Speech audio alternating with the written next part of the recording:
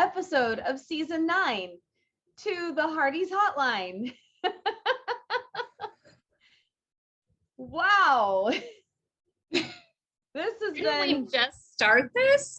I know. It feels like it's been going on forever and that it's been a week, you know, all in one. It's like watching your children grow up, you know. Don't blink. So yes, we have come to the end of season 9. I am Cammie, the hooked Heartie, and you all know my wonderful friend and lovely co-host, Sarah, the hawk-eyed Heartie. We decided that we are in Valentine mode today, even though it's fall and on hearts. Yeah, yes, complete with hearts on our heads. You know? She's got the picture, I've got the word. Yes. Gotta celebrate the end of the season. Gotta party like a Heartie. Oh yes, ma'am. We got a party like Hearties. Okay, so we want to know in the comments right away. Let us know if you had some kind of Heartie party to mark the end of season 9. I haven't had a legit Heartie party since the season 4 finale. Wow. To be fair, a lot of people haven't had a lot of parties the last few years in general. No, that's so. I mean, you kind of get a pass for part of that time. I don't know that I've ever had a legit Heartie party with people over to watch it.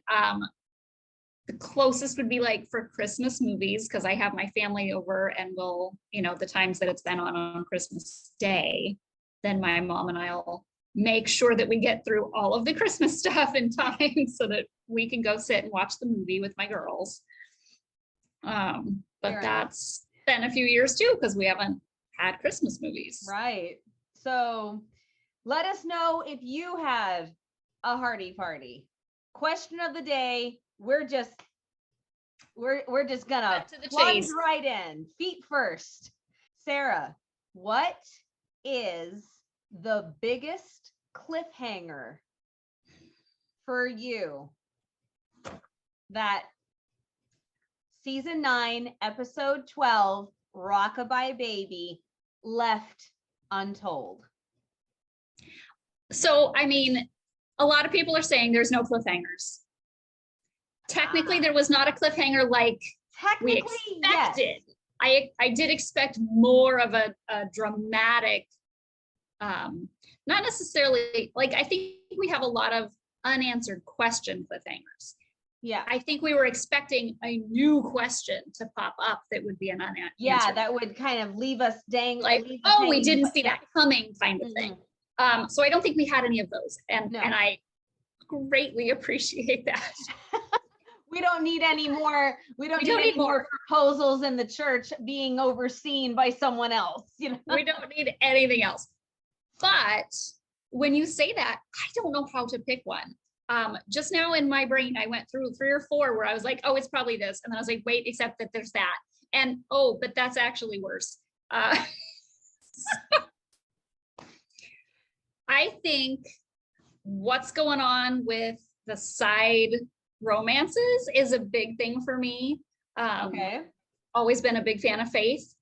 Obviously a huge fan of Nathan. Not sure what's going on there.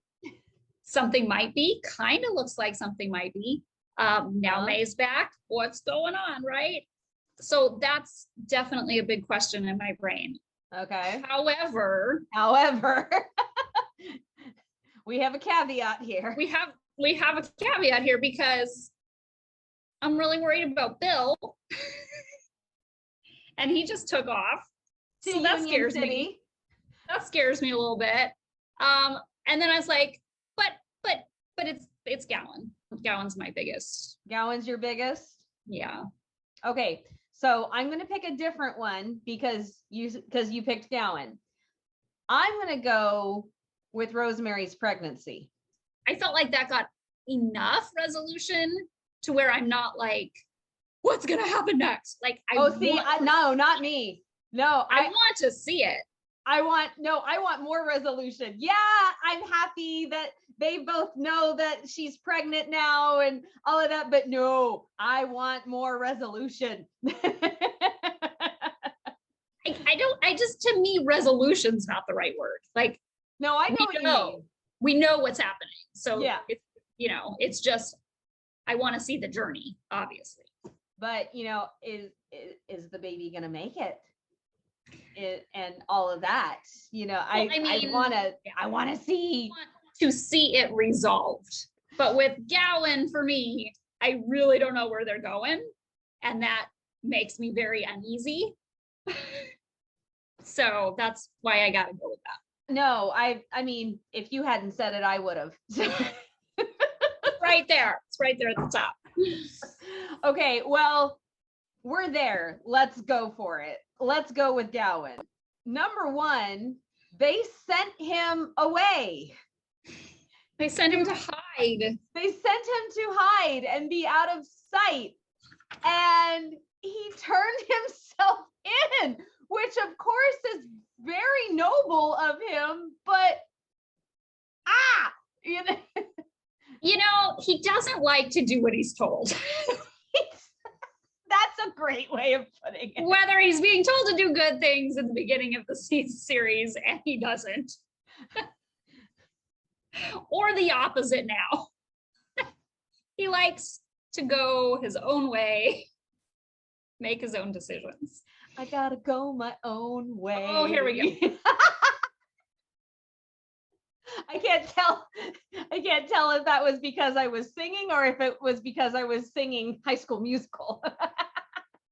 So in addition to him coming out of hiding and turning himself in Benson Hills, then we have a Mountie saying, I don't always say this to prisoners, but nice talking to you. It's my pleasure entirely. What the?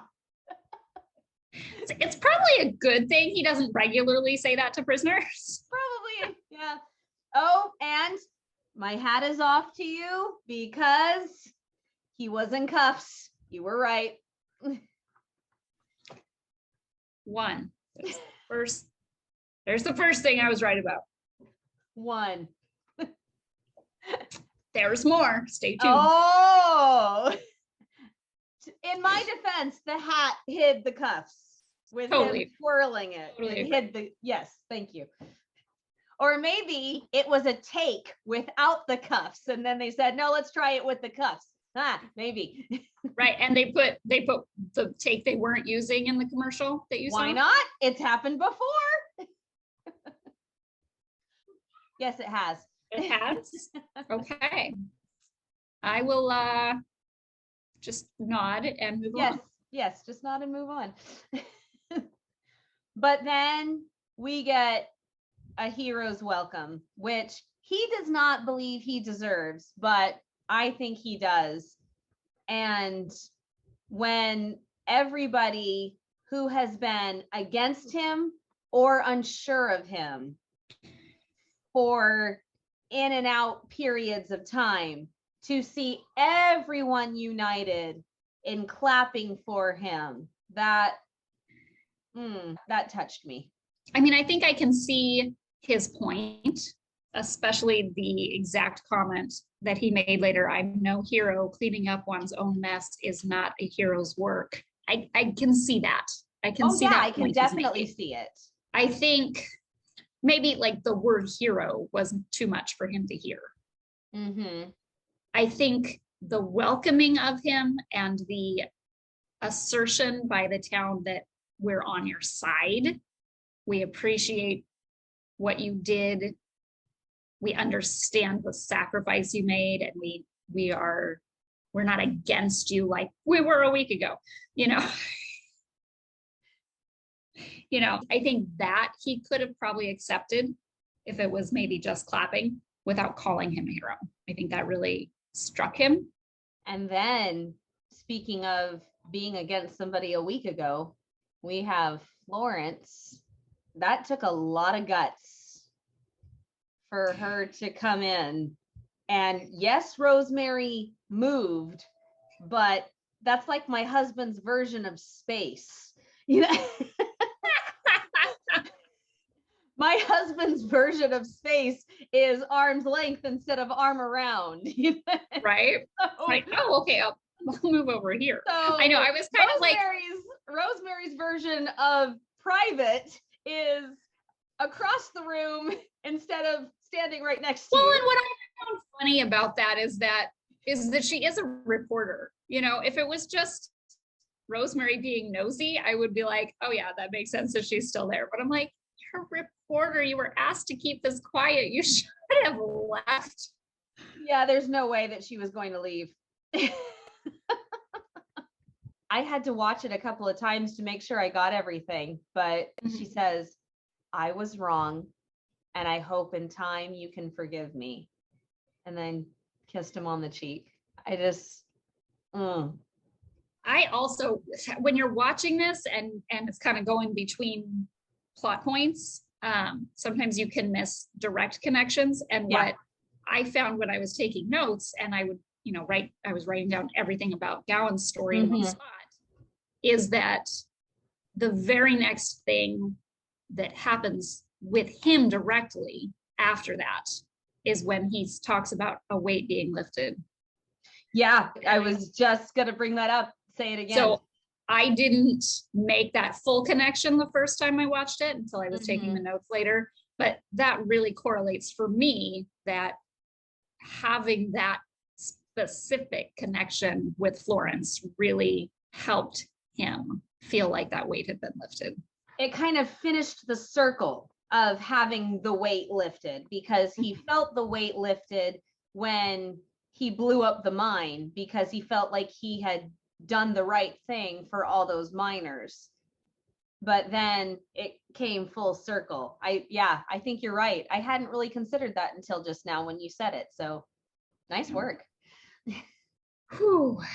But I think I cried the hardest. Oh gosh, I'm gonna cry now. I've cried, yeah, both times that I've only watched it 2 times so far. Well, when I'm taking notes, I rewind things and watch specific scenes. Yeah, that no. But yes, I've cried every time I've watched this scene. Joseph and Henry. Oh my gosh. Martin's emotion in that scene, it broke my heart. And so just yesterday I was doing some filming for an audition, and I had to get very, very emotional. And I just went, oh wow, I am wiped out. And it was hard for me to keep gearing it up. And to see Martin get shakingly emotional and his voice even more raspy than it usually is, and just that desperation, I don't know how to pray. And knowing that he did that take after take after take, or maybe it only took one take because he was because it was fabulous. So perfect. Yeah. I wrote down the chin quiver. I was like that. I was blown away by the level of emotion in that scene. And I loved how Viv played it for Joseph, like knowing exactly how he needed to respond to meet Henry where he was.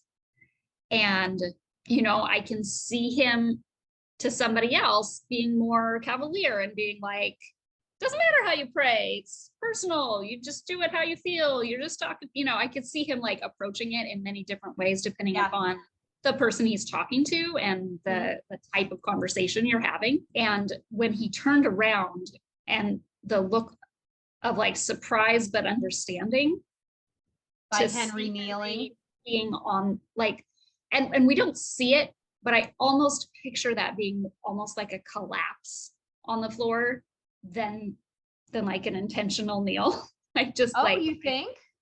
I mean, I think it was intentional, but I don't like, I just see it being very slumping. And it was a combination. Like I think he intended to kneel, but I would envision it like his knees giving out and just like, I see. because he just seemed so at a loss. Mm-hmm. And he was, at this point, he was not crying, he was sobbing. Mm-hmm. And when he said, Is is this okay? Is this okay? Like, because Joseph, like you said, he wasn't going to kneel. He was just going to take off his cap out of respect. yeah, and probably sit on the chair. And sit on the chair or stand. It looked like he was even going to stand and just fold his hands in front right there. Mm-hmm. And then he saw Henry on the floor and he says, "That's perfect, Henry." And he kneels down with him. And I just thought, oh, I almost think in a way, this is going to sound strange, but in Joseph's perspective, I almost think that Henry taught Joseph a lesson in further humility. You know, because Joseph was just going to stand and pray like he was just having a conversation with God. But right. Henry had to submit himself. He is begging for forgiveness, not only for blowing up the mine, but he's worried for everything he has done. The weight is off his shoulders, yes, but I think that it's gone into his heart. And with Joseph showing him how to pray, the weight can then be lifted from his heart. But I almost think, especially with all of the talk with Minnie about pride, that it was kind of furthering Joseph's journey into accepting just a degree more of humility, you know? I think that's powerful. Yeah. Oh, and he didn't get upset. He didn't get miffed. He just said, "It's perfect," and joined him, which is, I think, the best kind of pastor. You know, I mean, that's the best kind of preacher or pastor. Mm-hmm. And that scene. it was really amazing. I just, to me, I think it rivals the finale of season 5 in that sense. Like, it just, in terms of, if you go, what was the most powerful episode? Like, okay, yeah, overall that was a more powerful episode, but just the emotions and the acting, just, it was a whole other level. And I'm look what you did. So I know. Oh gosh, Martin has risen. He has risen several levels in my eyes, and I hope he gets more recognition for this. Well, and we think amazing character that he has played.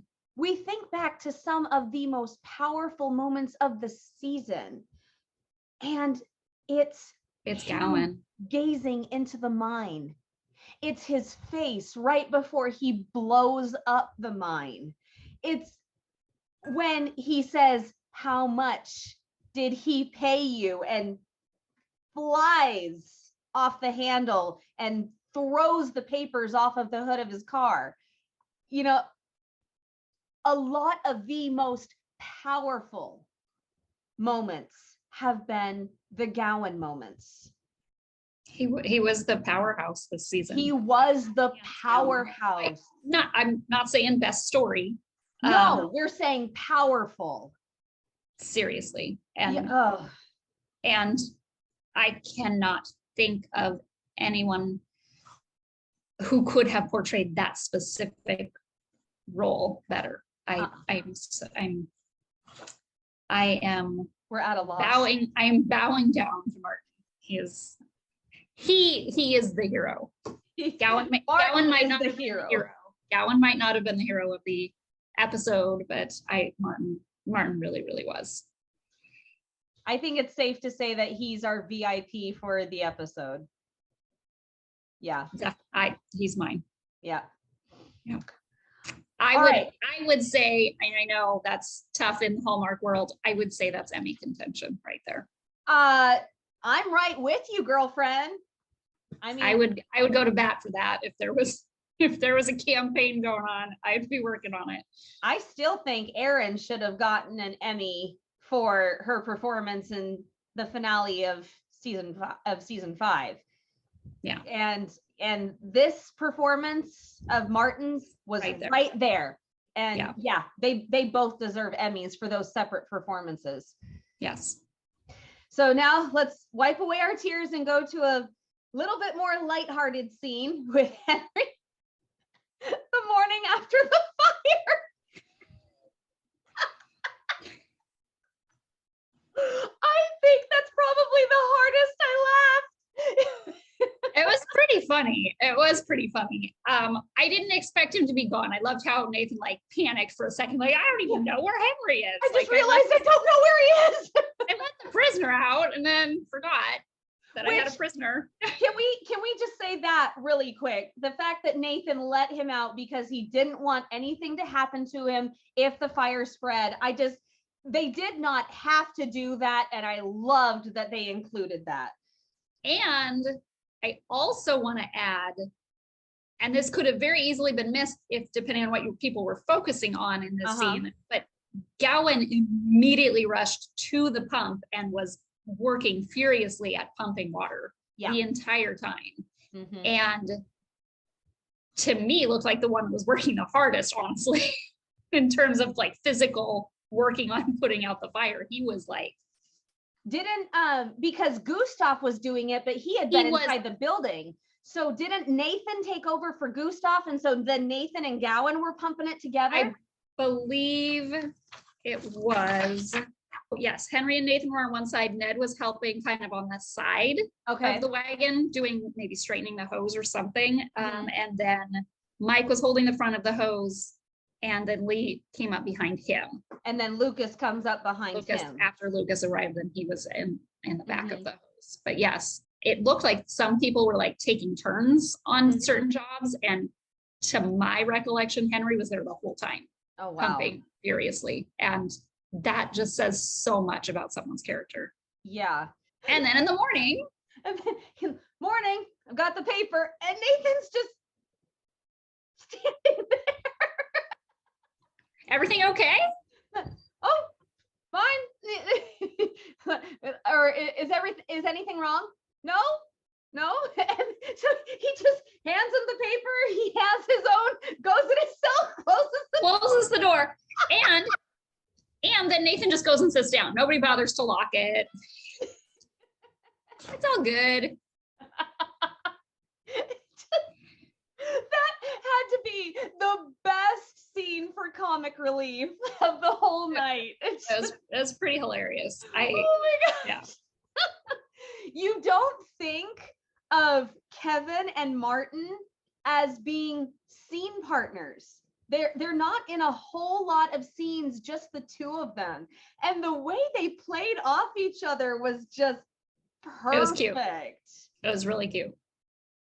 And I think Nathan's learned a little bit about, I don't want to say trust necessarily, but I think after the whole exchange with Lucas in recent episodes and coming to terms with the fact that, he does see things in black and white. It has to be really clear cut. But I think he, in some of that conversation with Lucas, really started thinking about, sometimes there are areas in between.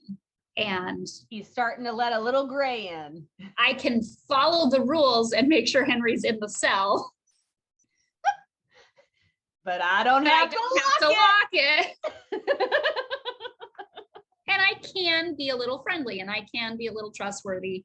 And here this morning when I thought he might have taken off, I shouldn't have jumped to that conclusion.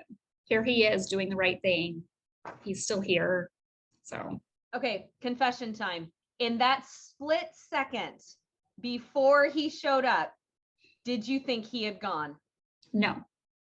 I did. I didn't think he was coming back to the jail, but I didn't think he'd run away.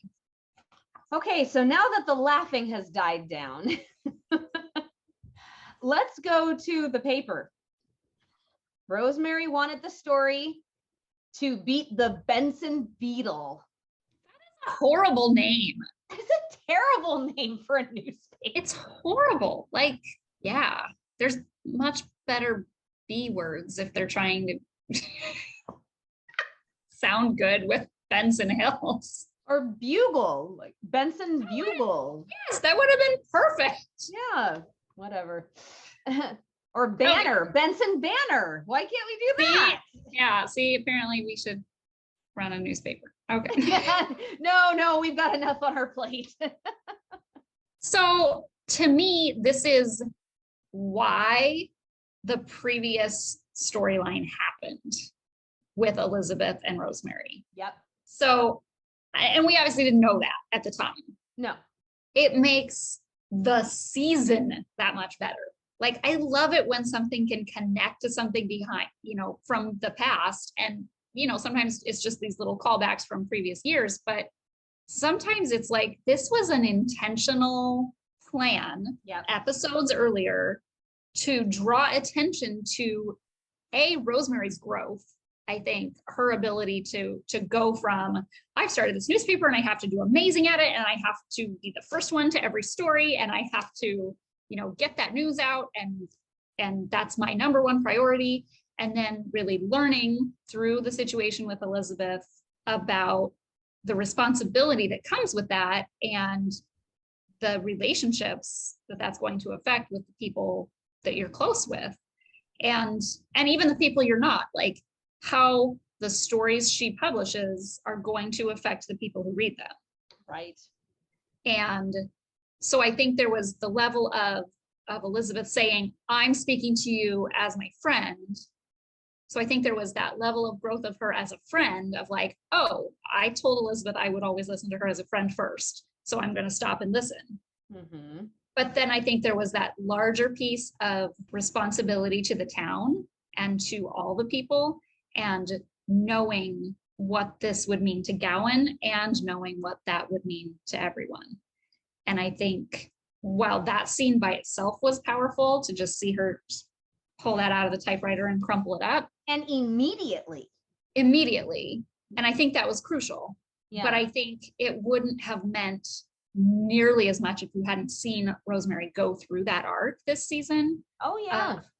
And at the time, I remember we talked about this at the time.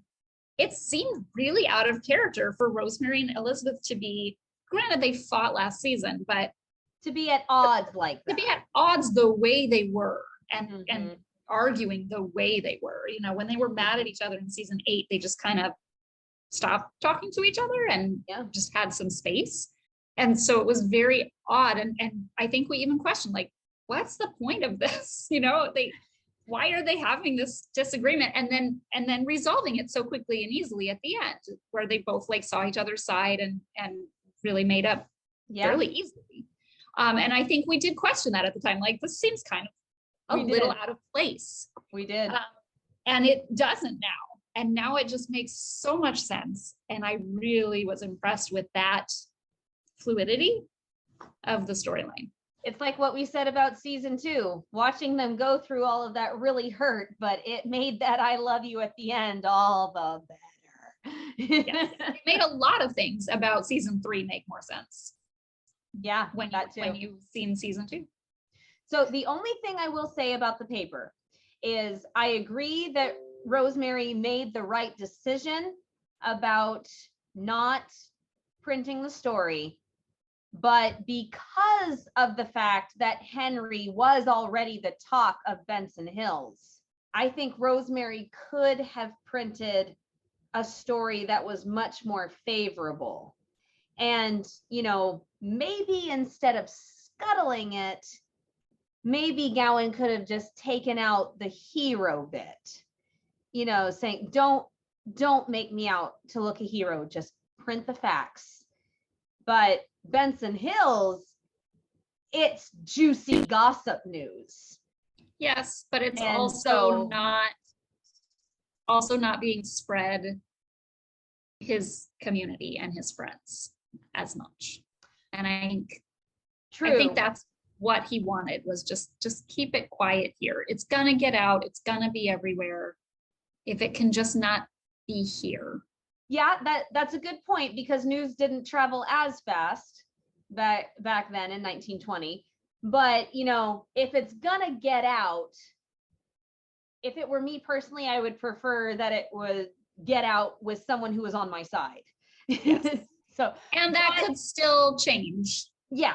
In season 10. I do see the point that, you know, he wants it to stay quiet here, but it's also a tiny bit late for that.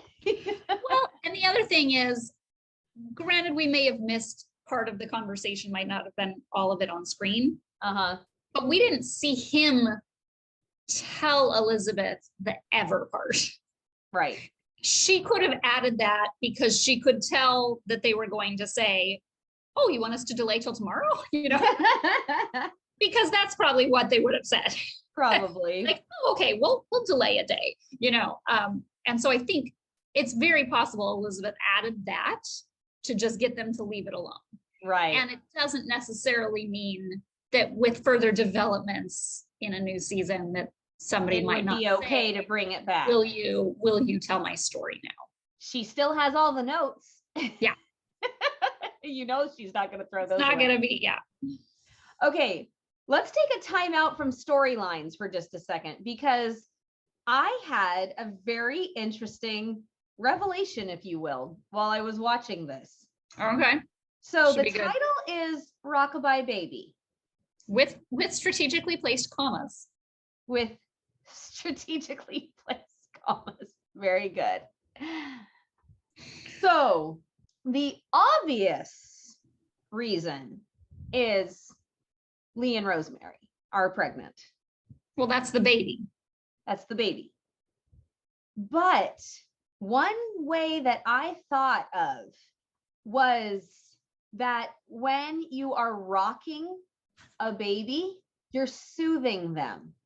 And this, and also the abye, I think that in a lot of ways, we are letting the bygones be bygones. When you think about it, there were so many relationships that to some degree or some level received healing. Wow. Received patches in this episode. So I made a list. I'm so surprised. I know, aren't you? And we don't have to delve into these until we go into their storylines, but I just want to talk very briefly about each one. So number one relationship is Nathan and Lucas. We saw a huge mending and upping of the level of friendship between the two of them. Bill and Henry, they've been at odds how many years now? And there was kind of a begrudging respect. And now Bill is upset that Henry gave himself up, and he is saying, I will defend you free of charge. I mean, huge amount of healing right there. Joseph and Minnie, they were at odds over money. I want to just piggyback on that one too, though, is I felt like within the context of Joseph and Minnie's conversations is also the Joseph and Lee being at odds with each other. Yes. Was addressed, even though it wasn't addressed with Lee directly in a conversation with Joseph in this episode. That topic was brought in, and more revelation was brought to that storyline through the context of Joseph's character in general and his past and how he has viewed, you know, being able to be a provider for his family. And as Joseph and Minnie were reconnecting and healing, that brought Lee and Joseph to a new level of understanding and connecting, even though Lee wasn't there for the scene. He maybe didn't get a better understanding, but Joseph definitely. Joseph definitely because did. I loved how he said, doesn't have anything to do with this. And she's all like, doesn't it? Does it? You know? And that was what I was kind of waiting for in the last few episodes with that topic, because I kind of wanted to know what Minnie thought of that whole interaction. Yeah. So I really liked that she was bringing his attention to the fact that he had preconceived notions about this based on his relationship with her father. Mm-hmm. Okay, next one. Henry and the town. We already talked about this Specifically Florence, but yes. Specifically Florence, but Molly and yeah. Everybody. Yes. You just saw a deep appreciation and a new appreciation for Gowen that they had not had before. Lee and Rosemary. You know, nothing was wrong. That they were at odds. No, that's the only thing. That's a little different. I don't think they were at wrong. odds. Nothing was wrong, but things were just kind of going. And now there's a new united front, and there's something to keep them joyful. So Elizabeth and Rosemary, we already talked about that. There is a new level of healing in that relationship. Bill and Molly. Something new in that relationship. Something new in that relationship. I mean, she was waiting in the car. For how long? We don't know. Looks like a long visit. Bill didn't look like he was in any hurry. And then she drove him all the way to Union City and back. Well, he drove her. And then but she went, you know. In Gowen's car, which I still don't 100% get, but. Well, he wasn't using it. So. What are you going to do? What are you going to do? Well, that guy's in jail, so we'll grab that one. Nathan and Elizabeth. There was a very big level of healing in that one. And there wasn't healing per se, but a new level of understanding between Elizabeth and Lucas. Mm-hmm. So we soothed and mended and said, let bygones be bygones with a lot of relationships in this finale. And I just thought, I don't know if they did that on purpose or not, but I noticed it very, very keenly. So. Yeah. Well, I mean, I think that goes with the territory of being a finale. You want to bring closure to some things, even if you're trying to leave things open for a new season. There are certainly, you want to be tying up some plots and finding closure with some of the things that you were struggling with throughout the year. If nothing else, to leave room for writing new struggles for the new year. And I mean, I think obviously there's a balance of, we don't know if it's being renewed. We want to have some things tied up nicely. I don't see any reality where this doesn't continue, but no, in some way, right? Brian Bird talked about there being multiple ways to proceed depending upon how different decisions are made. And so I don't see this being the end, but I liked how there was care put into it ending in a sweet way, in a way that is healing, because I think the world of the Hearties needed that this year.